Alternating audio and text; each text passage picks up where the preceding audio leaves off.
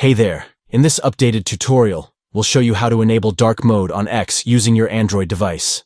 Dark mode can provide a more comfortable viewing experience, especially in low light conditions. Let's walk through the steps together. Step 1. Open the X app on your Android device. Launch the X app to access its features and settings. Step 2. Tap your profile picture at the top left of the screen. Locate your profile picture at the top left corner of the screen and tap on it to access your profile settings. Step 3. Tap Settings and Support. Select Settings and Support from the menu options to proceed. Step 4. Tap Settings and Privacy. Navigate to Settings and Privacy to access additional customization options. Step 5. Tap Accessibility, Display, and Languages.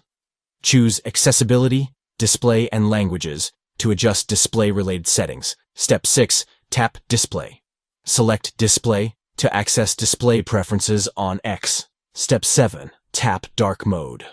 Locate the Dark Mode option within the display settings. Step 8. Tap On. Finally, tap on to enable Dark Mode and enjoy a sleek and visually appealing interface on X. Congratulations! You've successfully enabled Dark Mode on X using your Android device. Experience a new look and feel while using the X app.